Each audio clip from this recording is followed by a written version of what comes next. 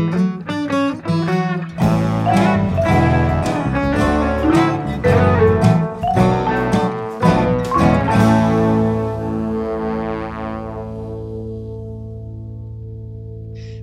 everyone.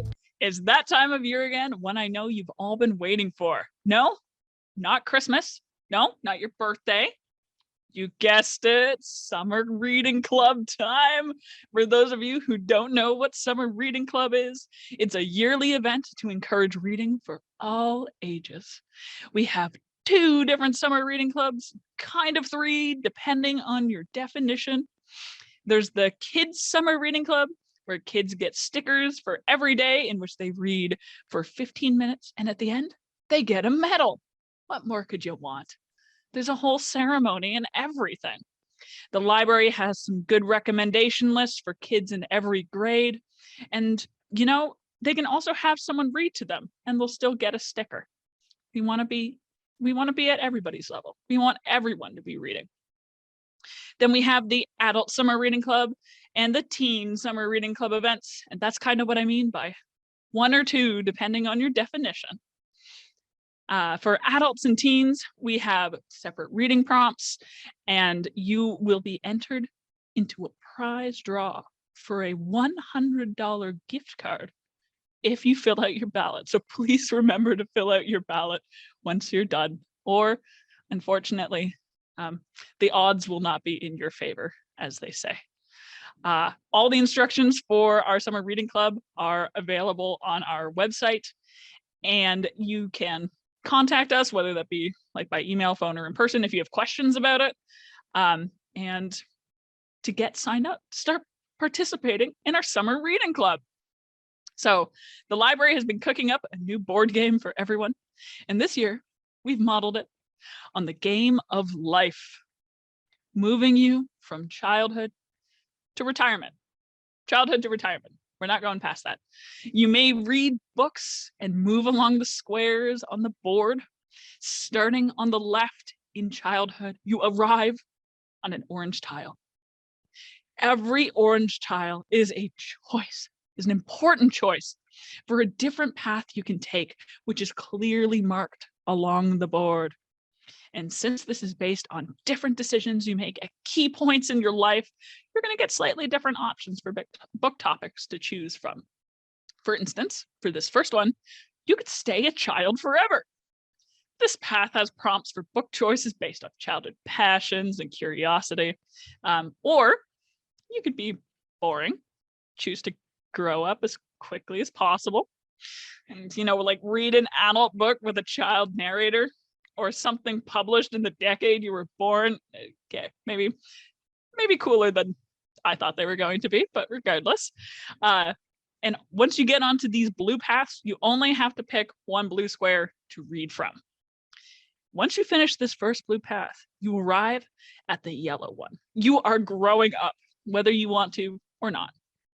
And when you're on a yellow path, you can pick any yellow tile or the pink question mark tile, and you can read a book for that category.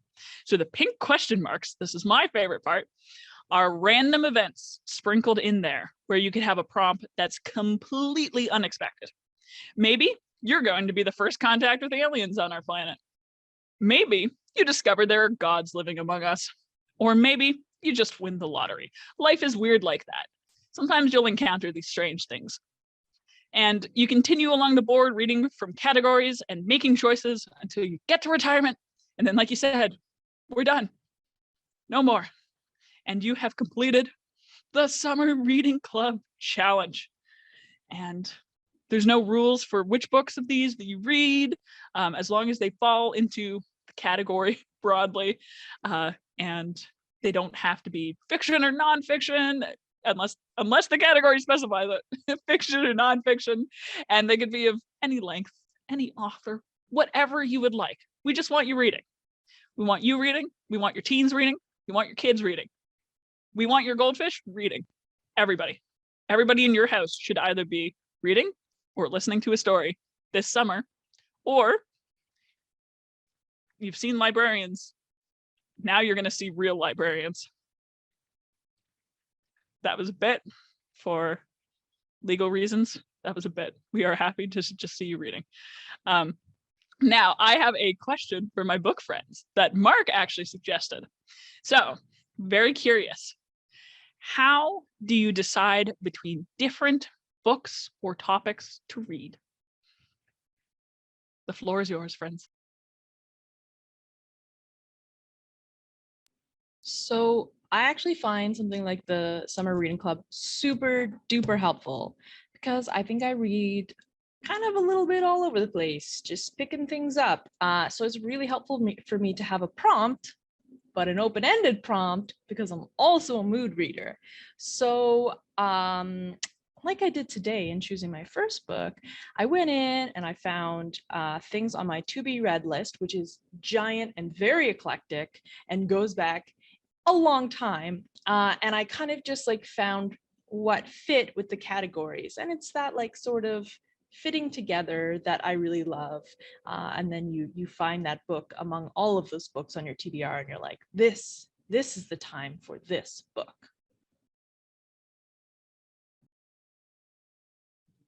Thank you, Fiona. I think that's a wise way of using this. I think it's really just a tool for if maybe you're suffering from what is it? Choice overload. You have too many options. You have too many options. This is a way of narrowing it down. It says, okay, take one of the things that you already wanted to read and see if it fits into one of these. And like I used to try to, put them in order, like, oh, I'm going to read this next. And then after that, I'll read that. And then once you plan it out, then you wake like that day where you're about to pick a new book, you're like, you know what, like I don't really feel like that, and all your plans sort of get like thrown aside anyway. So this is the perfect amount of spontaneity and planning. All right, what about everybody else? Are we strategic? I think I'm a little bit like Fiona in a way, because I sort of like the way the summer reading club, it gives me a better idea or a reminder of things that I already have or I've been meaning to read for a long time. That now it's like, oh, right, this is the perfect time to do that now. Or if I'm not, that doesn't strike me in that mood, sometimes I'll just go and look back on what I've read already and like, okay, that's right, I read that book. I was going to read this other book that was similar to that one, but never got around to it. So sometimes it's a little bit just more of going back to my bookshelf and be like, oh yeah, here's my favorites. Well, it's just kind of like that. And it's usually not too hard to find something kind of similar to those. Smart. That's a good way of doing it. All right. Corrine or Virginia, how do you guys choose? You're like, are you waiting to the end? I usually read multiple books on a go. Like I cannot stay focused on one. So how I usually pick the other book to read or the others to read is generally based on what I'm reading right now. So if I'm reading like a fantasy that, is very immersive, lots of world building, a lot of things to remember, then I would want to try to find something that is kind of opposite of that. So it really depends on how much brain power does this book require me to, and then I'll pick the opposite so that I have like something different and I don't get them all, mixed up. So that's how I generally choose my books. But I think Fiona and Mark are right. Like, we're not only because we're plugging the summer reading club thing, but it does really help, because then I can be like, okay, like what is on my TBR already, and it helps me choose what it is. So that's really helpful. That's fair enough. I like how you have like your main book and then the book that you're cheating on that book with. I am an extremely mood-based reader. That's why I usually check out a ton of books, because I have to be like, feel them, like their spines. And I kind of put my fingers up and down. And I just kind of feel which one like is giving me the right vibes at the right time. And so it's a very like airy, capricious process. But also the summer is the time when I tend to read really dark books. So it's going to get grim. It's going to get really grim. Although the book that I chose to talk about today is the opposite of that. But I chose it just because it was the hold that had come in for me today. What about you, Gabriel? I think I am definitely a mood person as well. So when it comes to doing different topics or books to read, one thing I love is a trope. I like genre fiction. I like tropes. I like to have something to tie it to for me. And since I am very emotionally attached to both certain stories and certain tropes, a lot of the time picking books or topics to read about will be a little bit of me looking at what's involved and then thinking, what would a smoothie of this look like? How is this going to turn out? Like if I take, what are two good tropes? I don't know. Oh no, now I'm blanking. Found family. Yes, if I take found family and lost in space, then what is that going to look like? If I take Plus fake dating. yes, exactly. Fake dating, found family, and then lost in space is going to look very different than even fake dating, found family, cryptid hunters. It's going to look different. And so I have to think like, oh, all right, is it time to pull out like the lesbian Sasquatch romance? Is it time for this one? Or am I feeling something a little different? Did I just rewatch a show that I really like and I want something that like feels similar to it? Do I want something completely different? Do I feel like I have enough brain cells to digest anything that Mark would even touch? These are like the big questions when I'm picking a topic. So for me, that's it. All right. And with that, thank you for sharing all of how you guys use the summer reading club to pick your topics, because we're only plugging it a little bit. And this isn't an episode titled Summer Reading Club or whatever Virginia can come up with that sounds like Summer Reading Club. Potentially a pun. That's my challenge to Virginia, is finding a pun based on the Summer Reading Club. So you viewer, only you will know whether or not that was a success. You can also cut that out if you would like. Then we'll know you failed. All right. So now I want to ask my book friends, what are you most excited to pick from on the board? And do you have an example of a book that you're hoping to read that maybe you just sort of know the description of and based on that? And I'll start just to get us into it. So as I'd mentioned, I am the most excited about the random events categories because I am someone who likes my reading, as I just mentioned, to be very tropey or genre heavy. And in real life, a lot of, especially like the sci-fi fantasy tropes that you would expect really don't naturally occur. We have to give it a little push. You got to find the aliens in First Contact. You have to, be accused of murder and then kind of like hire a detective or potentially try to solve it yourself. We need like a little random event thing to help us get down that path, because otherwise those don't usually naturally occur in life. Or if they do,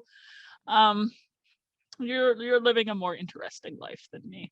So while a lot of the categories had the potential to be something that I was very into, there was one in particular that stood out to me. I am hoping to go for at least one book this summer that would fit into the category of Gods Living Among Us. Because, of course, two of my favorite books already fit under that category.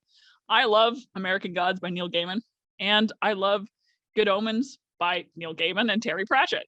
And both of them kind of fit under this category. So I was like, let's make it a third, baby. All right.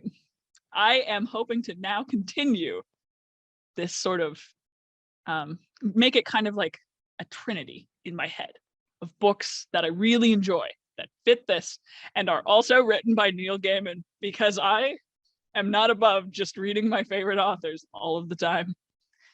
I am not better than that just because I am someone who is surrounded by mountains of books by lovely, lovely people. And I turn around and I see Neil Gaiman and I sigh and I pick it up and then I enjoy it. And so, no, I am not mad at myself for doing it, because there's no such thing as a guilty pleasure reading. You're reading. Anyway, so I've been meaning to read Anansi Boys for a while, which is a book set in the American Gods universe, but starring Anansi. also known as Mr. Nancy. And for those of you who might not know, Anansi is an African spider god. He's a bit of a trickster. And in this book, he dies, leaving behind 2 sons to discover the truth of their heritage. Very distant. I believe the sons don't even actually know of each other. And coming from very different backgrounds. I'm looking forward to see what Neil Gaiman has up his sleeve for that one. I have been told just from looking at the description that I think it has almost like a very jazzy undertones, very much like a story of almost like not urban fantasy necessarily, but I think part of it happens in London. And just knowing something about gods faking their deaths, I would bet good money that by the end of this, Mr. Nancy is going to be alive and probably going to be the spider that I saw on the cover and mentioned in the description, because again, he's a trickster god.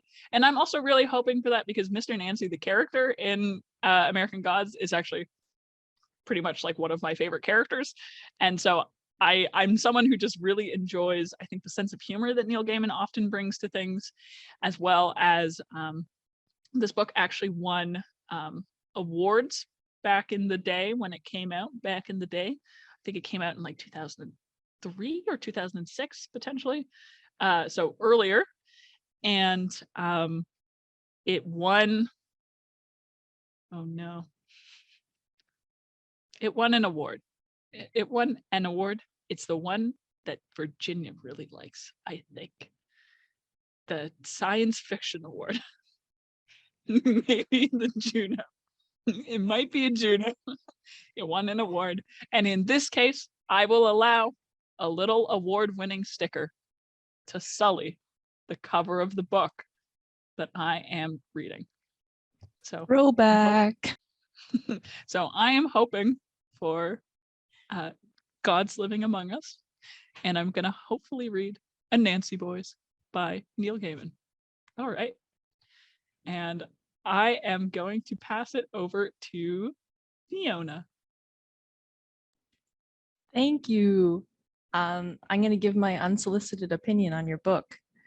I hate the Gods Among Us tropes, but Anansi is so great and such a good character, and I love Anansi fables. So props, Gabriel. All right, now for something completely different. I am so excited about Summer Reading Club. When I saw the board, I was just so stoked for all of the reading that I was going to do this summer. And unlike Corrine, I tend to be a little bit of a light reader in the summer. So like as in light topics, not less reading, probably more reading. So I am most excited about the category that happens a little later in life, like maybe 2/3 of the way through. Love is in the air. Because for me, usually light reading is, I'm a little bit more romantic. And I think I used to not accept that about my reading. And now I fully embrace it. But the subcategory for this is stories about relationships. So I think Mark has mentioned that that's something that he really enjoys, is just the relationships between people. So for me, that is definitely something that draws me in, but not just love relationships, also familiar ones and friendship. And so I have chosen a book that is certainly about love, but it also seems to promise a lot of other excellent relationships. I am hoping to start off my summer with I've got the blur effect on. It's a great cover, look it up. My Sister's Big Fat Indian Wedding by Sajni Patel. So this is actually a YA from Sajni Patel. She also writes adult romance. The Trouble with Hating You, I think was her first book. And this book is about a young woman whose sister is getting married, as the title suggests. Zuri is a violinist who desperately wants to go to Juilliard.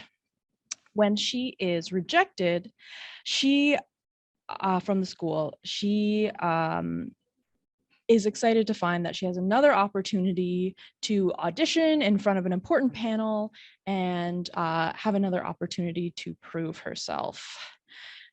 When she finds out that the audition is right in the middle of her sister's wedding, a wedding that she is expected to be at for every ceremony, for every moment, she is crestfallen and trying to figure out how she can make both happen.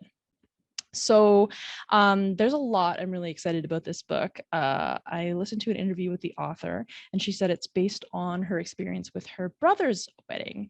So she said she got really focused in about like each of the ceremonies, describing the clothes and everything that's going to happen. And then she realized that it also needed to have a plot. So I'm very excited for that as the backdrop, just the details of this giant Indian wedding and all of the familial relationships. And then on the other side, we also have this story of Zuri and music. And of course, there's going to be a romance between her and her brother-in-law's cousin, I believe, who it sounds like her family is trying to set her up with already. And on top of that, he is also a singer who is going to be auditioning at the same audition as Zuri and potentially taking away the attention from her. So it definitely sounds like an enemies to lovers. And I really like the idea of a wedding that, you know, your family's, or an arrangement that your family's involved in. But then, you know, you're like, we can't do it because that's what our moms want, but they actually do really like each other. So I'm very excited about the both tropiness of this and the fact that it sounds like it's going to bring a lot of new and interesting material into the YA scene. So that is my sister's Big Fat Indian Wedding. And I'm hoping to read it for the Love is in the Air category, but there are lots of other great romance type categories and some like family ones that I think that it would fit into well. Cool. That sounds like it'll be really good. That sounds, yeah. I also love something with a lot of, I think, meat to the relationships in it. And so having that against like a very pretty aesthetic backdrop, I think that'll be a great summer read. It'll take you away to a fun party, and not at work or wherever you are when you're reading it. So, I mean, not at work if you're reading it, but the point stands. Away from the car in which you are probably driving to work, knowing how you often read books. Wow, thank you for remember that, and also for being very polite after the shade that I threw at you. That was very nice, Gabriel. It was sort of like it was a give and take, you know. We do a little bit of ribbing. You were being honest, and then you said that Anansi was cool, and so we were back on good terms again, and I didn't have to secretly like go cry after this. So, you know, all of that's good. All that's good. We are honest on this podcast. We are honest, dear listeners. And with that honesty, I'm going to go over to Mark. Lay it on us. What have you got? What are you hoping to read? So one of the categories on this adult summer reading club that I did not expect to be very interested in was called something along the lines of strange jobs. So it's all about these sort of unorthodox and out there kind of jobs. And I was looking at the list, and there's a lot of interesting books. Like, for example, there was one called Gideon the Ninth, which I've been meaning to read for a long time. And I don't actually know very much about it, but it's just like the idea of like undead necromancers battling it out, and that being like a kind of profession just seems absurd and interesting at the same time. So even though I know very little about. I know it's very well liked, and I get the feeling that some people here may also like it.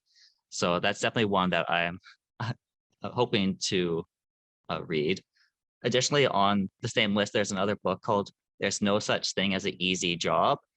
And essentially the protagonist is like working at a temp agency trying to find work, but all the jobs have these like absurd kind of supernatural elements to them, like being a ticket taker at a haunted park, or becoming like a trivia writer for like little food packages and things like that. Just these weird out there kind of little differences in all the different jobs that made it sound like this kind of like almost like a Odyssey journey through like all these different things that you would normally never really encounter in any of these books, or any like even just in regular life really. So those were two that I'm thinking about. Another one that I only recently read, but I just want to get a little shout out for it in here, Scattered All Over the Earth by Yokotawata. That's another one that would fit into the category of traveling to a country you've never been to before, because in this book, it takes place in several countries throughout Europe, as this it's set in the near future, and the main character Hiroko, who has invented her own homemade language, as she calls it, called Pan-Scandinavian, as a way to try and communicate with people across the continent, because she's originally from Japan, which no longer exists. It has suddenly disappeared, and she's now like a refugee in Europe because her country no longer exists. And throughout this story, she meets the linguist Knut, who has taken interest in her and her homemade language. So he wants to travel with her to try and discover her native language of Japanese, to find other Japanese speakers so she can connect with them in like with her identity and her language and things like that. So it very much explores the idea of like identity and language and cultural connection. And it very much is in keeping with the author's previous works. Yokotawata has written a couple other works that have themes like this. There's one called The Emissary, which has essentially Japan is once again separated itself from the rest of the world. So now the language and the culture and like the idioms of the language are changing. And that's like a main focus of that work, how things change depending on there's cultural contact or seclusion. And she also wrote another short story book called Where Europe Begins, which has this also sort of traveling around Europe and connecting with people in different places kind of theme to it. So that's sort of like something that runs throughout her work in a lot of ways. So I've always liked her work for that. And if you're looking for a book that has lots of like travel or idioms and language-based kind of things that you can sort of dig into, then her works are also very good for that. That's very cool. That's something I don't think of is the idea of almost like a travel, like a travel narrative set in the future.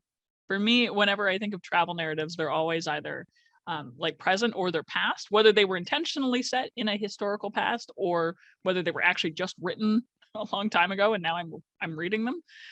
Usually when I think of traveling, if it's in like a futuristic setting, I usually end up seeing space travel. I don't necessarily see like alternate Earth or like a potential Earth. So that's really cool. I think that'd be an interesting one to pick up on. So thank you for that, Mark. And I'm going to pick on Virginia next. All right. I just have to say, Mark, I've never expected you to say, what's the book? The Necromancer book? There's a new side of Mark that I'm learning today. Anyway, so just like Fiona, I am definitely using the Adult Summer Reading Club board as the way for help me to decide on what book to read, because I am the most indecisive person when it comes to reading books or anything else for that matter. So really, really helpful. So I'm kind of using it like sort of the reverse way, right? Like I have a book already on my TBR and what category does it fit on the board? So I am going to pick the coming of age story because there's a book that I really wanted to read. This is a book that will also fit go on a vacation, a book set in the country that you have never been, if you have never been to Prague. This is also a book that might fit the family secret category because it is sort of a catalyst for the plot. And Fiona will be very proud of me too, because it might also be a multi-generational story, perhaps. And because this book just came out in January, it is their debut novel. So this will also fit the new author category because this is only one book. So when you're thinking about those categories, maybe you can consider reading Defenestrate by Renee Branum. It's a word that I've never heard of until this book. And of course, then afterwards, it appears in every single book that I've been reading. So I feel like it's a sign for me. This is the story of twin siblings, Marta and Nick. And we get the story from Marta's point of view. Their family has a curse that has been going on for generations. And the family curse is that everyone is prone to falling, to different kinds of falls, whether they are falls that will cause injuries or maybe sometimes even death. Legend has it that it is their great-great-grandfather, Yiri, that has cursed them, because Yiri one day has given a stonemason a tiny little push from the church steeple for seducing his daughter. And because of this act of defenestration, Yiri has cursed their family. And even moving the family from Prague to the States didn't help. The family is still cursed. But now Marta and Nick are thinking about moving back to Prague. Something has happened, a secret has been revealed, and that caused a big fight in the family. And so they have decided to move back to the city where the falling curse begins. And Marta is just obsessed with all kinds of story about falls and falling. And in this new city, the twins will have to figure out who they are, how to be an individual independently of one another. So this promised to be a story about family bonds and, of course, falling in many different senses and definitions, not just literally falling, which happens apparently a lot in the book. There's also falling out, falling apart, all different ways to think of the word falling. The reviews also said that the writing is really lyrical, it's rich, and instead of like conventional chapters, it's got a lot of like fragmented passages. And they said that it is a really, really interesting and that Renee Branham is a great writer. So looking forward to reading this that fits so many different categories. It is Defenestrate by Renee Branham. Cool. That sounds really interesting. And as Fiona just put in the chat, if Virginia is going to read a book about a family, they're cursed. They're a cursed family. Couldn't even escape it if they came across the pond. So sorry, guys. But that sounds really fun. So thank you, Virginia. And that fits into so many different categories. And with most books you can think of, they probably fit into more than one category that you could find on the board. So really, this is the perfect excuse to just sort of like narrow down your lists, maybe even get really strategic where you notice one book you want to read only fits one category, but another book you want to read fits two. And so you're going to do it for the category that you don't already have covered. Like you could spreadsheet this guy if you're a spreadsheet person, I think. I'm not. Let's not talk about the spreadsheet, shall we?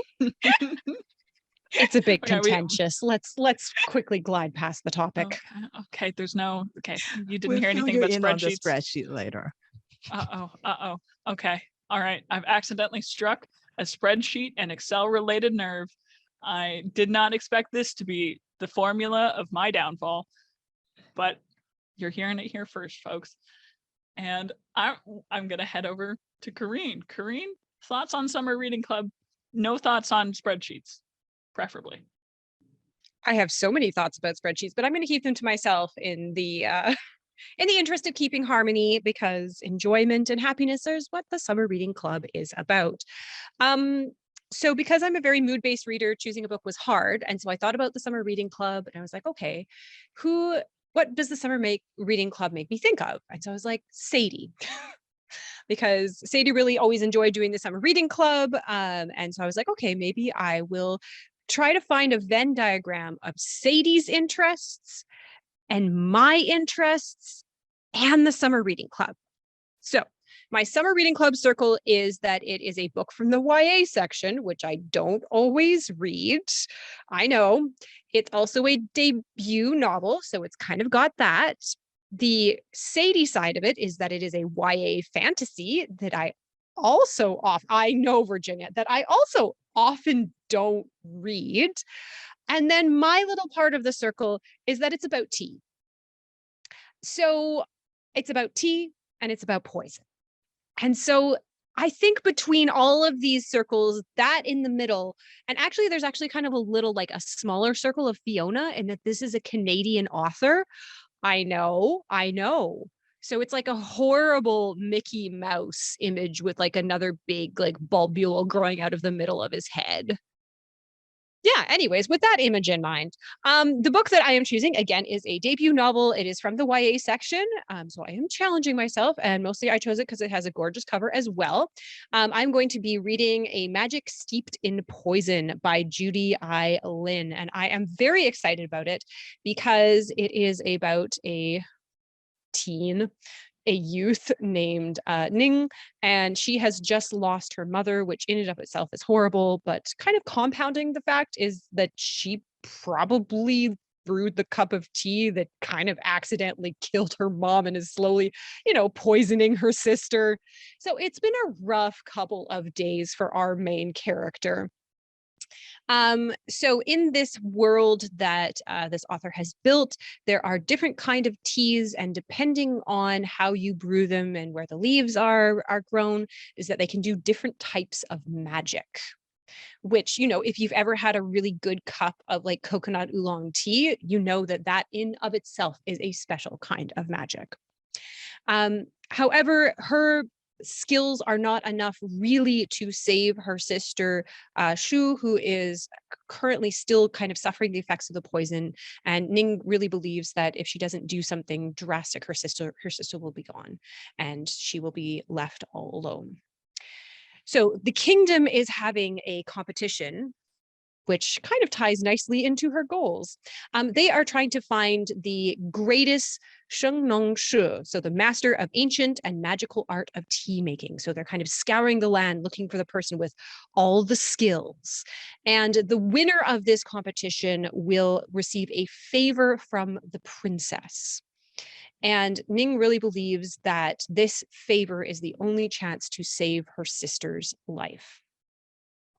And from there, it says, but between the backstabbing competitors, love backstabbing, bloody court politics, love court politics, mysterious handsome boy with a shocking secret. She might be the one who is more in danger. So I'm very excited. This is a duology, and the second book is going to be out in August. So I don't have to wait that long to kind of see how the story wraps up, but it looks like a kind of like unique fantasy world building experience that you can enjoy with a nice cup of iced or hot tea, because it's summer, you can do either. And that is my pick for the summer reading club. That sounds fun. That sounds good. I'm not a tea person. It doesn't really matter because I think the world building is enough just for me to be curious about it. Because when you think of teas as like almost potion making, I think we're getting somewhere. We're getting somewhere for me anyway. So, all right. A cool option. And so thank you everybody for sharing a little bit of your thought process when it comes to picking books for the summer reading club, for highlighting some stuff that you could always consider if you are just completely stuck for something and you're like, wow, one of those sounded really fun. Now I got to figure out which I'm going to strategically put it in with something that is not a spreadsheet. And it might instead be a Mickey Mouse Venn diagram. There's different ways of approaching this, folks. There are different ways. And, you can always think, is the book that I'm reading, are the books that I'm thinking about worth getting through for the potential of a prize? I mean, reading in itself should be the prize, but if you are really that much of a procrastinator that you need a little extra, we gotcha. Just the idea. Maybe when you hit that little question mark and it says win the lottery, this is not the lottery, but you did win something. And so, maybe we can make some of these questionable events, just random events, not questionable events. Maybe we can make some of them come true here at the library this summer. So. Are you saying that the real prize is the books that we read along the way? Absolutely, I am. Absolutely. I love a trope. So you heard it here first, folks. The real prize is the books we read along the way. Thank you, Kareen.